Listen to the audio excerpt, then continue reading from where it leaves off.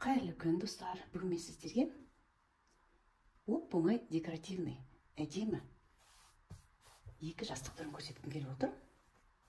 Және де бір қызығы бір маталардан мінекей. Екеу, үшеу, төртеу, бесеу. Алдыңғы видеомды қараған болсаңдар, осындай менде көрпе бар дедім. Осындай пайдаланбай жатқан, соны қиып, осындай синтепон кішкентай, жұп-жұқа летний одеяльце, соны қиып, осындай мен сізге қазір дұрыстап тұрып көрсетейін. Осындай қылып, оп-оңай қылып сызып алдым. Сіздер өздеріңіз білесіңдер, мен тіпті линейкамен де сызып, осы әлекке қалған жоқпын.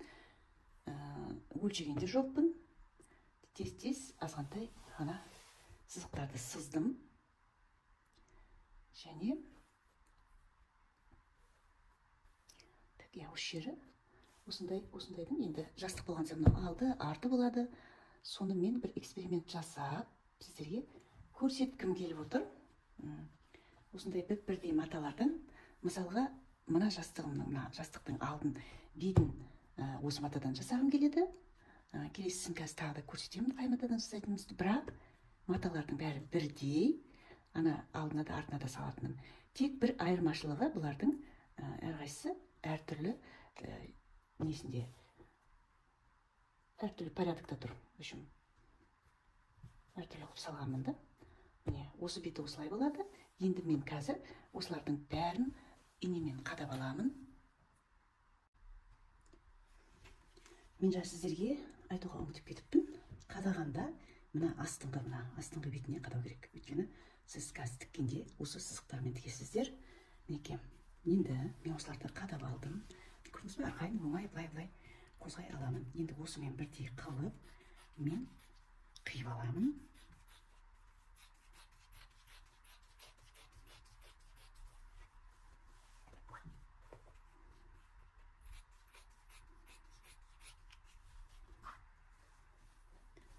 Бүгін видеомды асықпай не істегеннің бәрінде көрсететін боламын. Адамдарға жақсы түсінікті болу үшін бұндай жастықтарды той шашуға көп қылып тек қойса қандай жақсы. Осындай қолыңыз босағанда, осындай мінекей орамалдар да көп.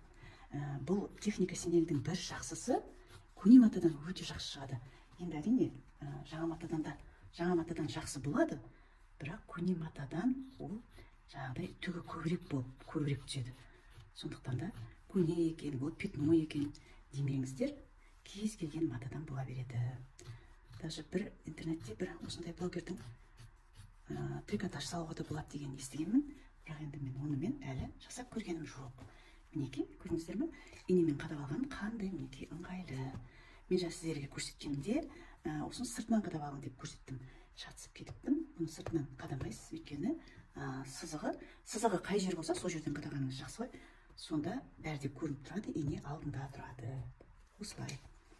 Енді жайлап бар, осындай ортасынан бастап тігіп бастаймын. Бәрінде басынан бастап дұрыстап көрсетейін. Бұл енді тігетін адамдар бір айтқаннан түсінеді, ал жаңадан бастап жүрген адамдарға түсінікті болу үшін мен дұрыстап көрсетейін. Мынау астына кетеді, мына сызатынымыз, сызғанымыз. Сондықтан да былай қарай қоямыз. Мінекей. Қазір дұрыстап қарап алайық, қай бетінен қоятынымызды. Және де осы жастықтарға алдындағыда айтқандай, мінекей, міне матаның кромкасы, шеті енінен тұру керек. Орыстарда долевая дейді. Бізде міне долевая осылай енінен тұру керек. Осындай қылып дұрыстап жаямыз. Мен енді бір-бірге алып қиғаным жоқ. Артынан өлшеп аламыз оны. Содан соң мынаны жаяйық. Осындай қылып. Мынау бір шарф енді жастық болған соң бола береді. Енді кейбір маталардың мысалға, мінекей мына жерде ені жоқ. Бұны қайдан білеміз енді? Енінің қай жақта екенін, долевая қай жақта екенін қайдан түсінеміз? мына маталардың көбі міне қараңызшы, бүйткенде созылады. Ал былай міне созылмайды. Сол созылмайтын жағымен қоямыз. Созылмайтын жағымен. Ол міндетті түрде мен техника сенелдің осы бір осындай ережесі сол. Және бірінші мынаны қояйық. Мен мына жерде матаның қайсысы әдемілеу. Мына жерде де мінекей білмейміз қайсысы екен. Мынау созылып тұр. Олай болса ұшағын қоямыз екен. Подробно дұрыстап анықтап бәрін көрсетейін. Видео көп болмасын деп, ұзақ болмасын деп көбіне қалай салып атқанымызды, қалай қиып атқанымызды көрсетпейміз. Сол үшін де көбі түсінбей қалады. Бүгін мен жақсылап сізге көрсеткім келді. Мінекей мынаның енін білмейміз қайда екен. Сондықтан да тағы да қараймыз. Так. Созылады екен. Олай болса, былай қыламыз. Осындай қыламыз.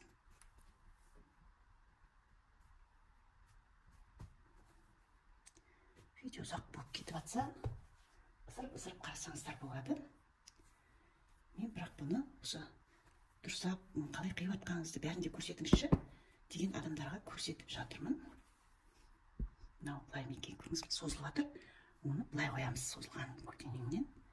Созылмайтын осылай қоямыз. Енді бұл маталардың ысырылып кетпеу үшін жақсылап тұрып жан-жағынан қадаймыз. Егер де сіз осы инемен қадаған жеткіліксіз десеңіз, оны үлкен қылып инемен көктеп тігіп алсаңыз да болады. Біздер енді тігіп үйренген адамдарға бұл осылай қадап алғанымызда бізге жеткілікті. Осындай қылып, жиі қылып қадап аласыз. Және осының бәрін қадап алған соң, мінекей, оны тік болғаннан кейін істесеңіз де болады.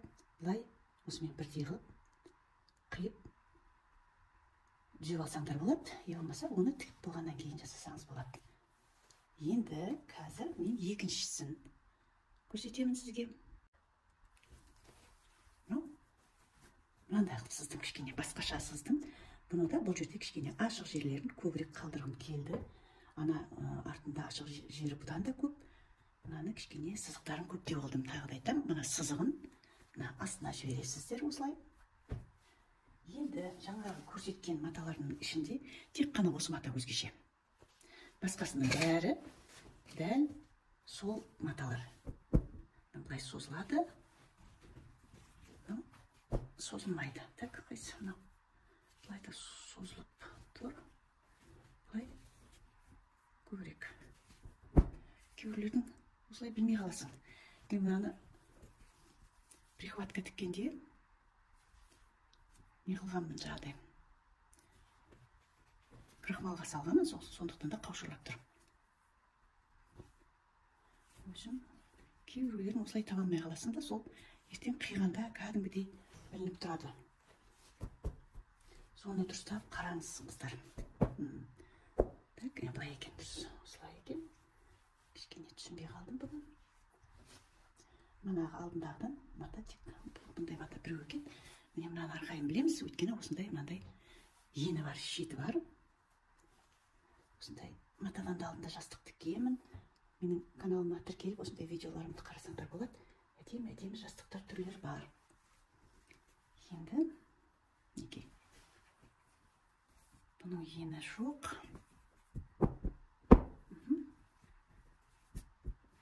Осылай қоямыз. Шатысып кетсеңіз, осындай енін таппай басқаша істеп қойсаңыз, ол кәдімгідей сетінеп тіккен затыңызды бүлдіреді. Міне, мысалға осылай шыға береді, егер енінен істемесеңіз.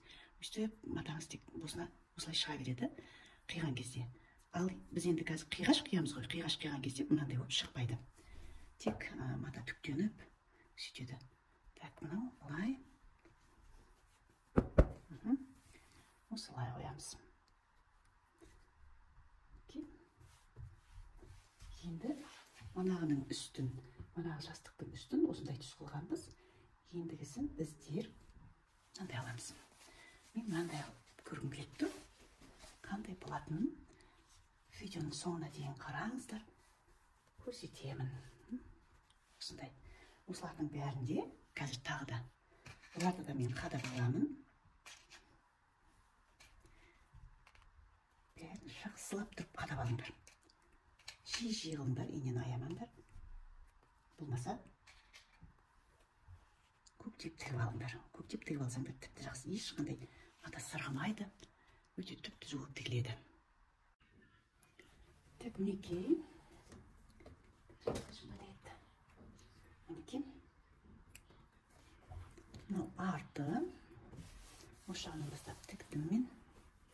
Мынау алды. Мінекей, көріп тұрғаныңыздай көп бос орын қалдырдым. Тез-тез тіккенде қалай болады екен деп, енді бұны қазір бәрінде былай бәрінде қиямыз. Мынау екіншісі.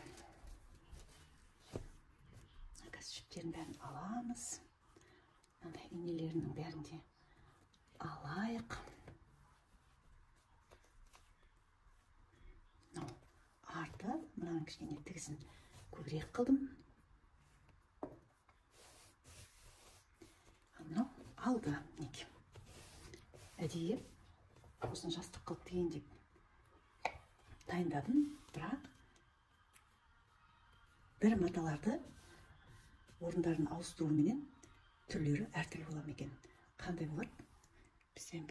Менімен бірге аяғына дейін қараңыздар. Шықандай әп-әдемі. Енді осы қиғанда қалай болып тұрады? Осыны бір күшті жастықша жасайық. Қараңыз, мынау алды, мынау арты. Енді көзіміз білеміз, екі жағы да бола береді ғой. Осыны қазір қиып қараймыз. Әдемілеп қиып көрсетемін сіздерге.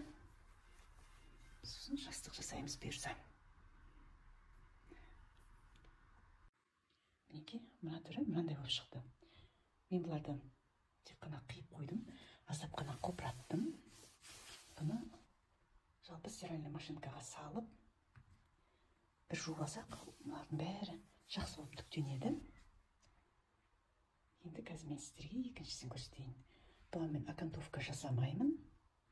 Мен алдында айтқандай, бір жастықтың екі жағын екі түрлі қылғым келді. Бірақ енді бұлар бір жастыққа келіспейтін сияқты.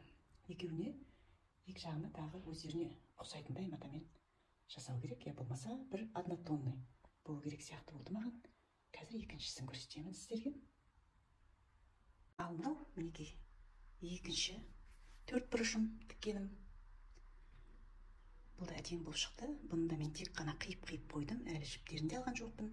Окантовка жасамаймын, өйткені бұны жастық қылғым келеді.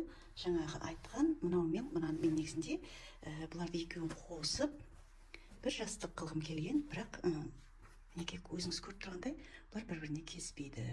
Сондықтан да мен бұларды стиралкаға саламын. Екеуіне де екінші төрт бұрышын тігемін. Мүмкін однотонный болар, мүмкін тағы да бір басқа түр. Бір өздеріне келісетін қылып, мынаған келісетін қылып, мынаған келісетін қылып, міндетті түрде жастықша тігемін. Осындай жастықшалардың, декоративный әдемі жастықшалардың қандай болып шыққанын көргіңіз келсе, ендігі видеомды қарап жүріңіздер. Колокольчик басып қойыңыздар. Колокольчик басып қойсаңыз, сіз бірінші болып көресіз менің шығарған видеомды. Менің каналымды қолдап кетіңіз. Тіркелмеген болсаңыз тіркеліңіз. Қазақша каналды қолдап, осы қазақтың каналының дамуына үлес қосыңыздар. Бұлар әлі бітпеген, ендігіде әдемі қылып біткен түрін көрсетемін сіздерге. Келесі кездескенше қош сау болыңыздар.